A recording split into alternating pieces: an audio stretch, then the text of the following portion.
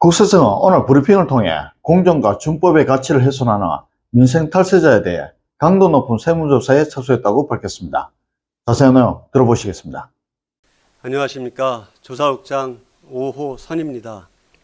지금부터 공정과 준법의 가치를 훼손하는 민생 탈세자 세무조사에 대해 브리핑을 시작하겠습니다. 자료 2페이지 세무조사 배경입니다.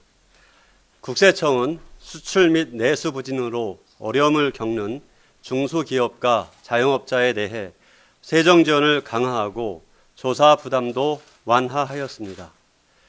복합 경제 위기를 극복하기 위해 모든 경제 주체가 애쓰고 있는데 일부 사업자는 민생의 어려움과 납세 의무를 외면하고 과도한 사익 추구와 악의적 탈세로 성장과 통합의 근간인 공정과 준법의 가치를 훼손하고 있습니다. 불법 대부업자는 법정 최고금리 20%를 넘어 최대 연 9,000%에 이르는 이자를 부담시키며 서민과 자영업자의 생계 기반을 무너뜨리고 있습니다. 고액 학원 사업자는 수강료를 대폭 인상하고 음식, 숙박, 레저 사업자는 원가 상승분을 넘는 가격 인상으로 팍팍해진 가게 살림살이를 더욱 힘들게 하고 있습니다. 또한 일부 발전 설비 사업자는 전력 공급 관련 지원 정책 덕분에 남다른 사업 기회를 누리면서도 세금은 제대로 납부하지 않아 에너지 가격으로 고통받는 국민에게 허탈감마저 안겨주고 있습니다. 이에 민생 경제를 침해하는 대부업자, 학원 사업자, 음식 숙박 레저 사업자, 전력 발전 설비 사업자에 대해 강도 높은 세무조사에 착수하였습니다. 자료 3페이지 조사 대상자는 첫째, 이자 소득을 미신고한 고리 미등록 대부업자 20명, 둘째, 고액 수강료를 신고 누락한 입시 직업 교육학원 사업자 10명, 셋째, 현금 매출을 신고 누락한 음식 숙박 유흥 레저 사업자 25명, 넷째, 거짓 승인 계산서를 수수하고 가공 경비를 계상한 전력 발전 설비 사업자 20명입니다. 자료 4페이지 유형별로 살펴보겠습니다. 첫째, 고리 미등록 대부업자의 경우 원금은 사업 계좌로 받으면서 이자 수입은 차명 계좌로 수취하여 신고 누락하거나 명의상 대표를 내세워 사업을 영위하며 법정 최고금리가 넘는 이자를 수취하고 과소신고한 대부업자가 있습니다. 둘째, 입시 교육 학원의 경우 고액의 특강료와 교재비를 현금으로 받으며 신고 누락한 학원 사업자와 자녀명의 특수관계 법인을 기존의 거래관계에 끼워 넣어 이익을 분유하고 편법 증여한 학원 사업자가 있습니다. 자료 5페이지입니다. 셋째, 음식, 숙박, 유흥, 레저 사업자의 경우 고액 숙박비를 현금 결제토록 유도하여 현금 수입을 신고 누락한 숙박업소, 가맹점으로부터 가맹비와 인테리어 공사 대금을 수취하고 세금 계산서를 발행하지 않은 프랜차이즈 본사가 있습니다.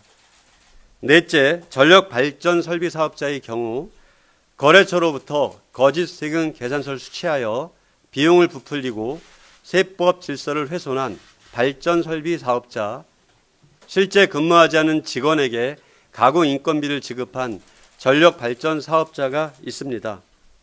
자료 6페이지 추진 성과입니다. 국세청은 2019년부터 2021년까지 총 540명의 민생 탈세자에 대한 세무조사를 실시하여 총 6,146억 원의 세금을 추징하였습니다.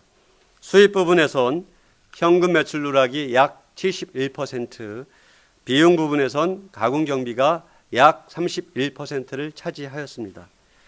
대법의 경우 최근 3년 동안 총 202명에 대해 세무조사를 실시하여 약 600억 원의 세금을 추징하였습니다. 자료 7페이지 향후 업무 방향입니다. 이번 세무조사는 글로벌 경기 둔화와 복합 경제 위기 상황 속에서 생계와 사업의 어려움을 겪는 서민과 중소상공인에게 경제적 부담을 가중시키는 민생 탈세자에 대해 보다 엄정히 대응하기 위해 실시하였습니다. 적법 절차를 준수하는 가운데 가용한 모든 세무조사 수단을 활용하여 차명계좌, 장부 파기 등의 위법 행위와 탈세 사실을 확인하겠습니다.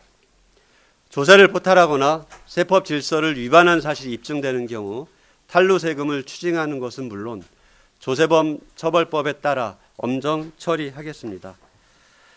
앞으로도 국세청은 적법 절차, 적법 가세, 조세법률주의, 조세공평주의 4가지 원칙을 확고히 준수하면서 공정과세를 실현하겠습니다. 특히 불법과 폭리로 서민 생활의 안정을 저해하는 민생 탈세자에 대해 조사 역량을 한층 더 집중하여 공정과 준법의 가치를 세워나가겠습니다. 다음은 자료 8페이지 구체적인 조사 사례입니다. 첫째 사례는 대부업체입니다. 영세사업자에게 자금을 대여하고 법정 최고 금리보다 높은 이자를 수취하며 이자 수입을 신고 누락하였습니다. 배우자 명의로 위장법인을 설립하여 수익을 분산하고 실제 근무하지 않은 자녀에게 고액의 인건비를 지급하였습니다. 법인 명의의 고급 아파트를 자녀에게 저가로 양도하여 편법 증여하였습니다. 다음은 자료 9페이지 사례 2번 학원 사업자입니다.